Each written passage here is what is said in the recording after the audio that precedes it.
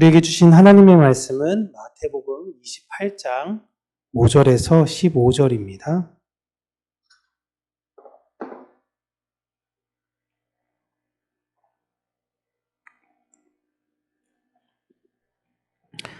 우리 함께 읽습니다.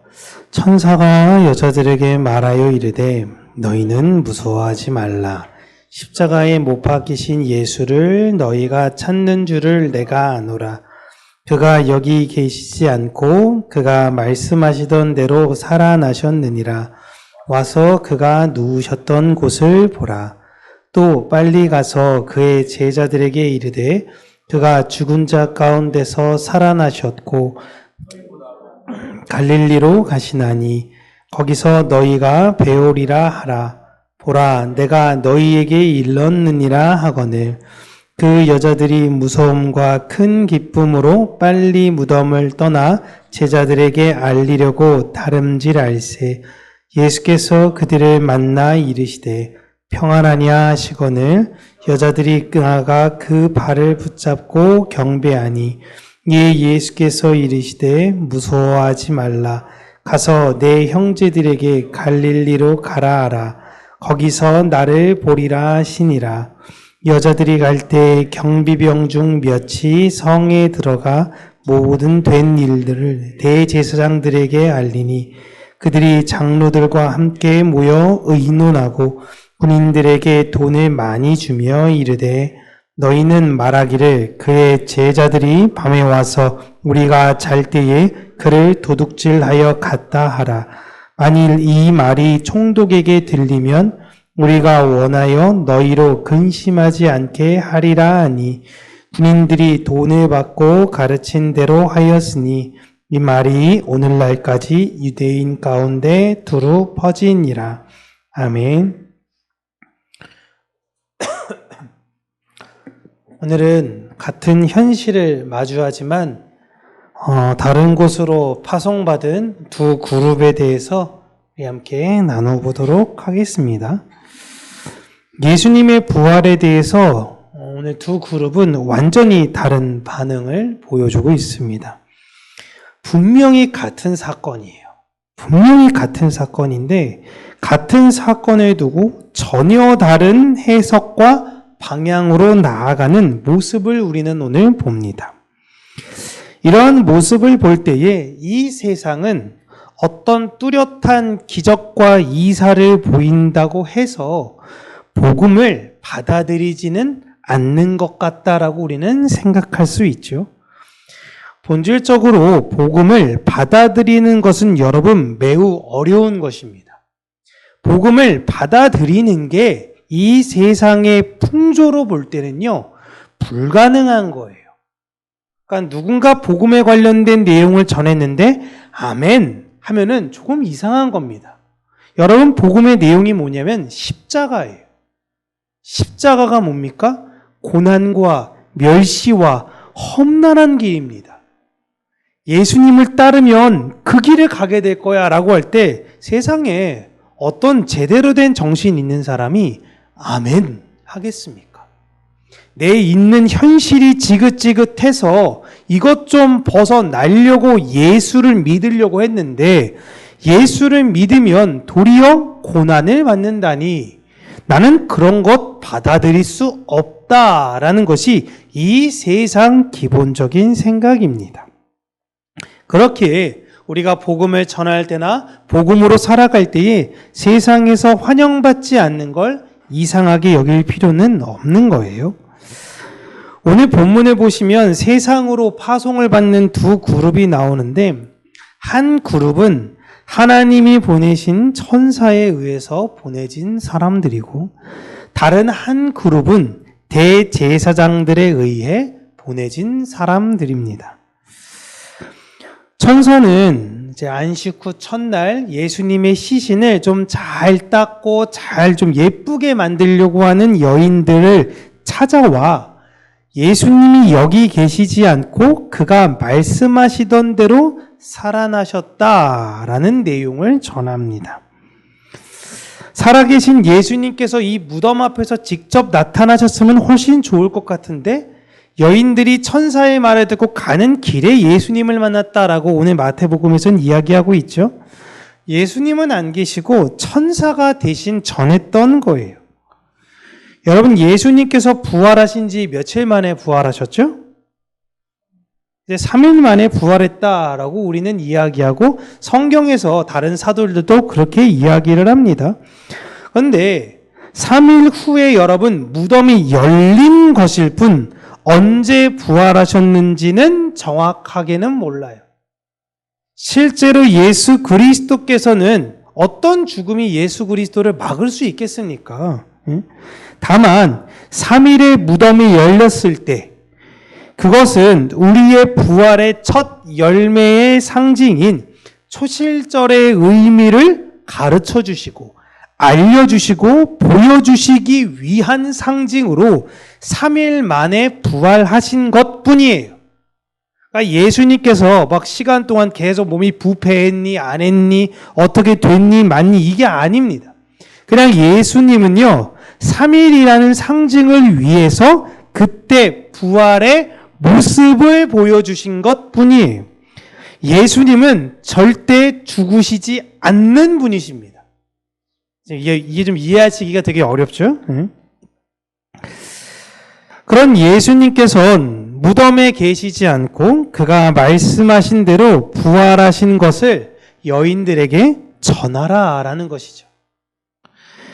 교회는 여러분 살아계신 예수님을 전하는 단체입니다.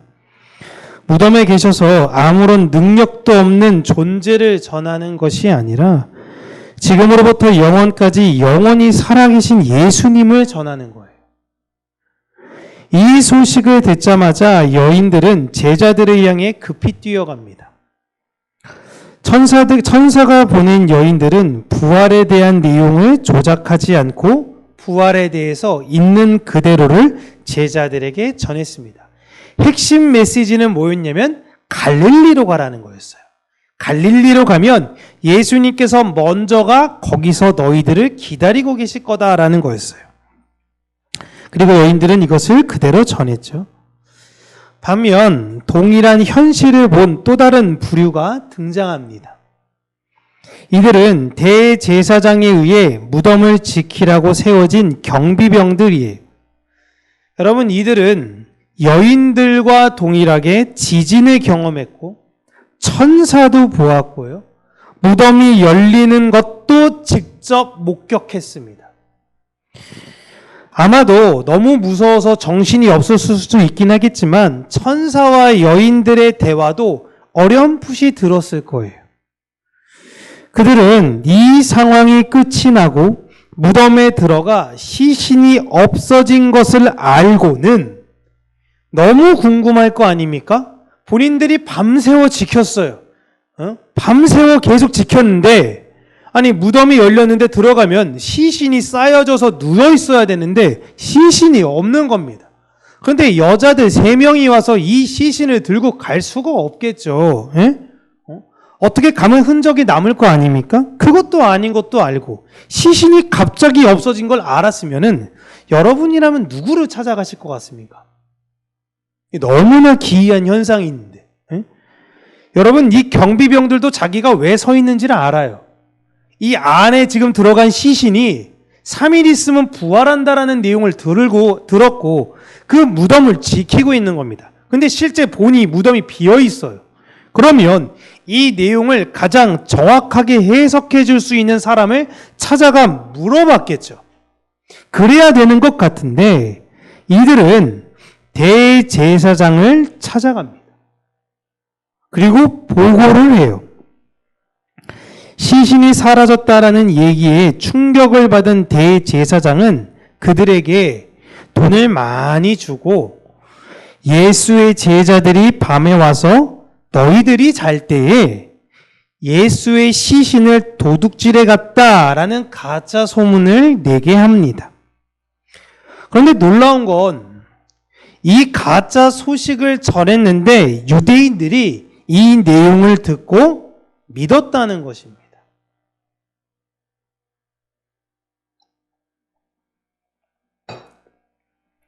조금만 생각해 보면요. 그 소문의 출처는 이렇게 물어보다 보면은 거짓인 게 금방 들통이 날 수도 있습니다. 근데 사실 누가 그렇게 귀찮은 일을 하겠어요? 너 그 얘기 누구한테 들었어? 너 그 얘기 누구한테 들었어? 이런 얘기 안 하잖아요. 그리고 사람들은 자신이 믿고 싶은 대로 믿습니다. 이게 가장 어려운 거예요.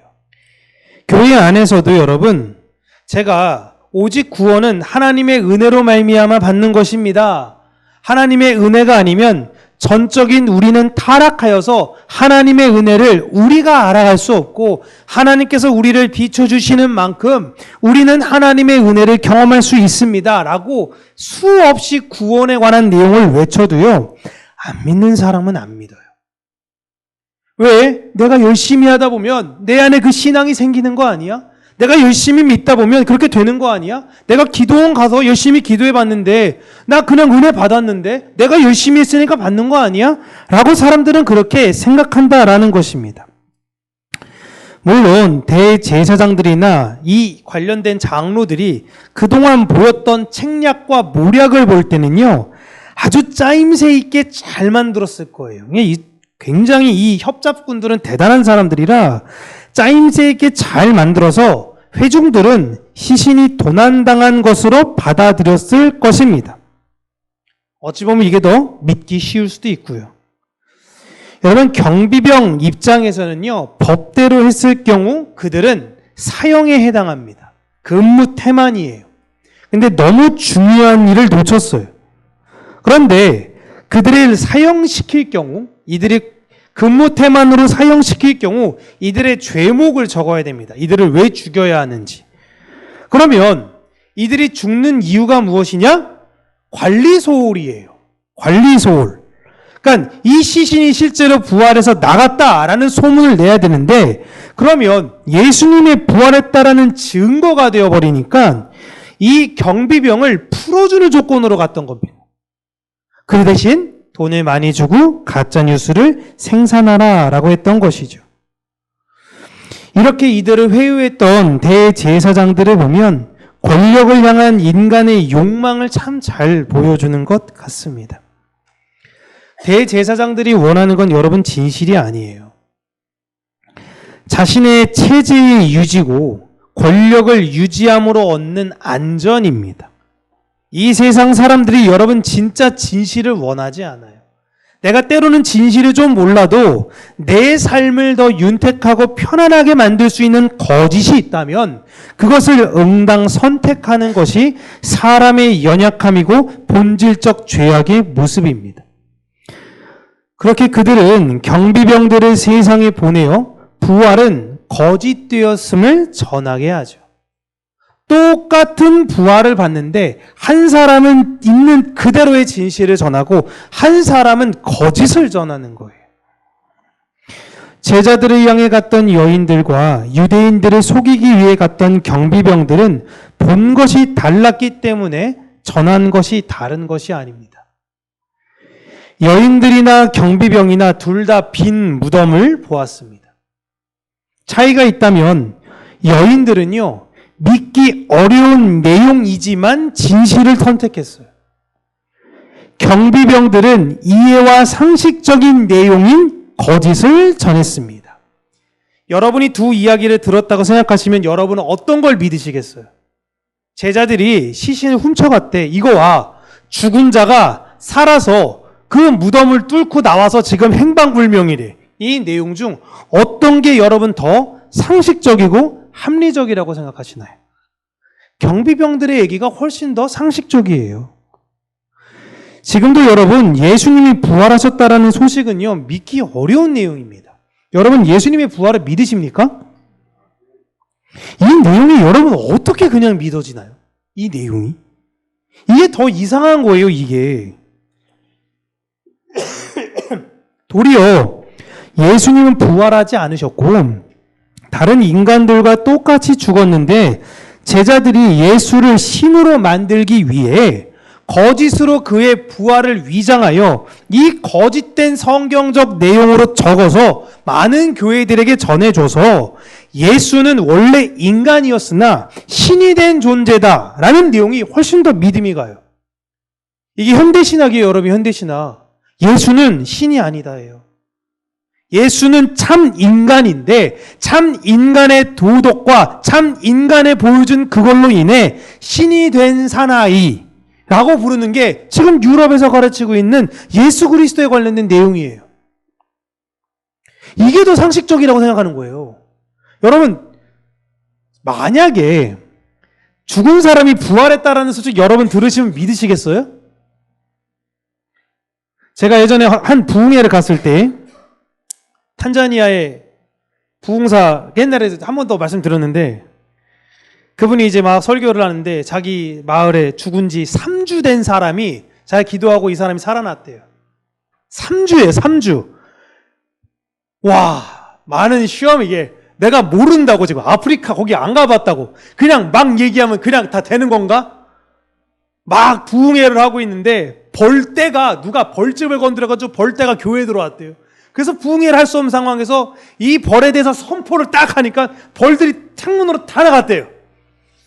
내가 안 본다고 내가 그냥 막 얘기하나 하고 있는 그런 상황인데, 제 마음부터가, 여러분, 믿음이 안 가잖아요. 그러지 않겠습니까?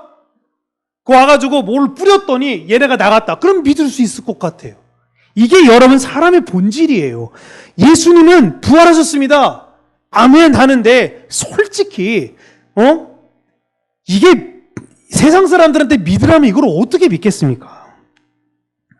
그러니까 예수님은 차라리 신으로 형상된 인간이다라는 게 훨씬 그들이 볼 땐 상식적이고 납득이 됐던 거예요.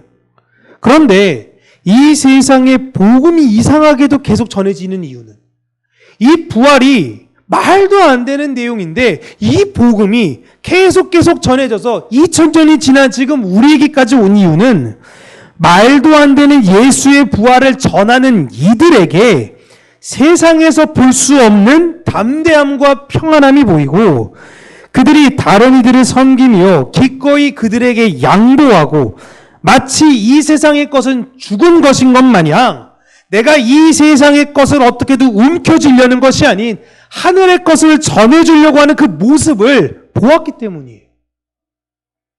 내가 부활은 잘 뭔지 모르겠어.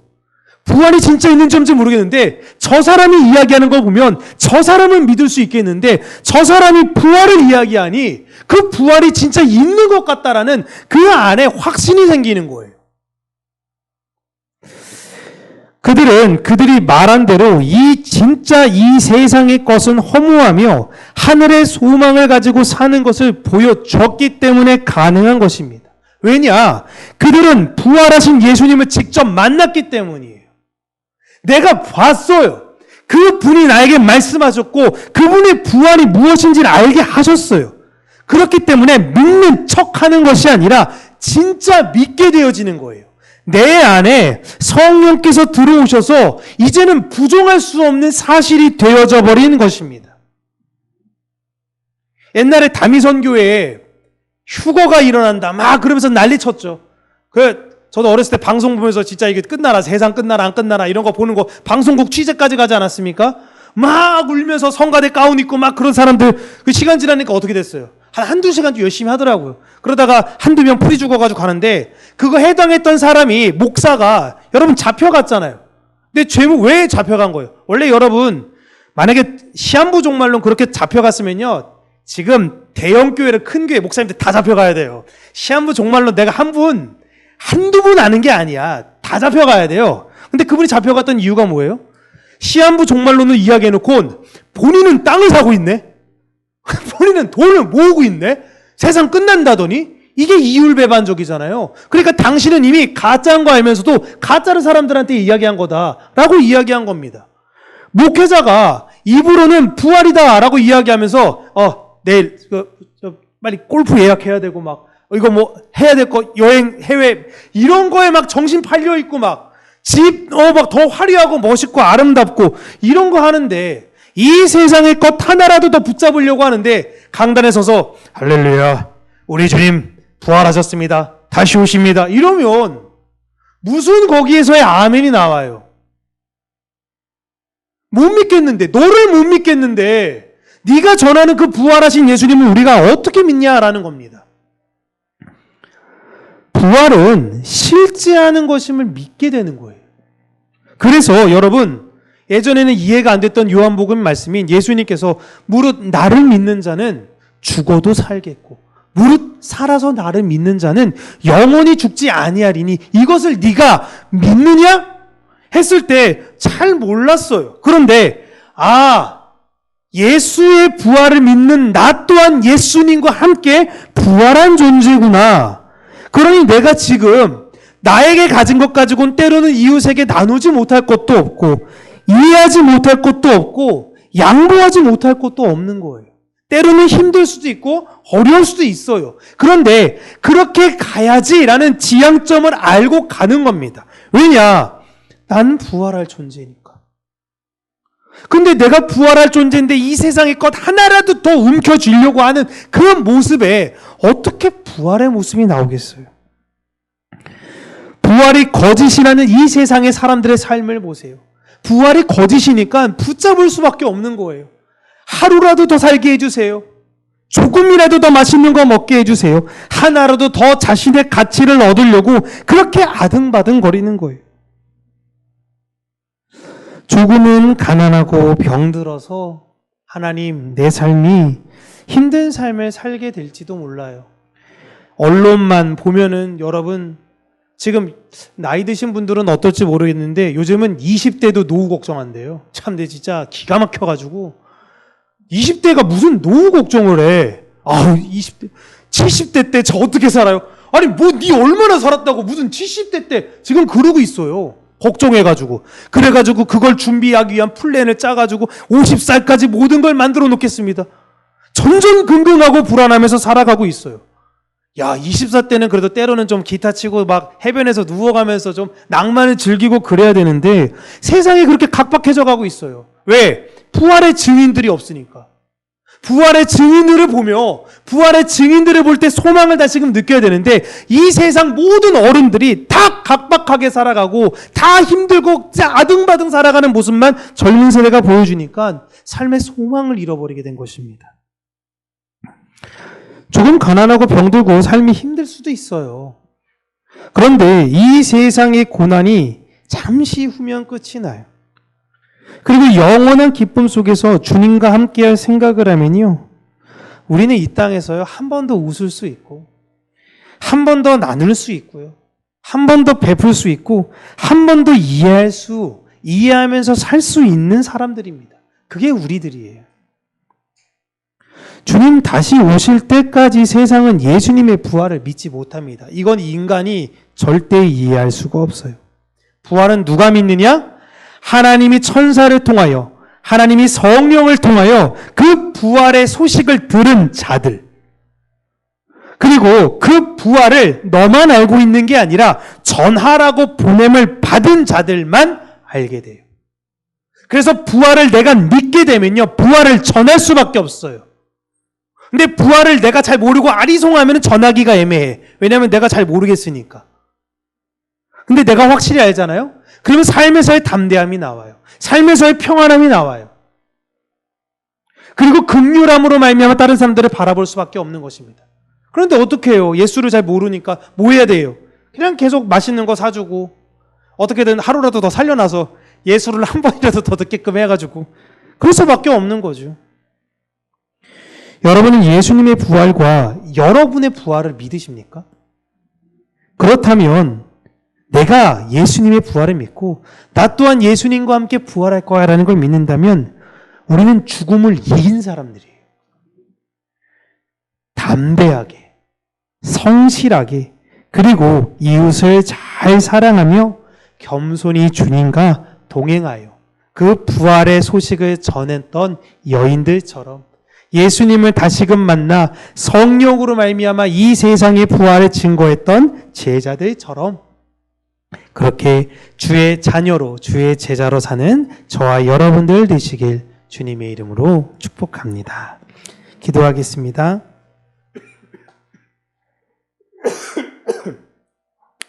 참 좋으신 하나님 아버지, 부활의 확신과 그 소망으로 인해서 이 세상에서 줄 수 없는 평안, 이 세상은 알지 못하는 그 진리를 우리에게 가르치시고 그 가르치신 진리로 말미암아 이 세상의 그 진리를 나누는 자들이 되게 하여 주시옵소서.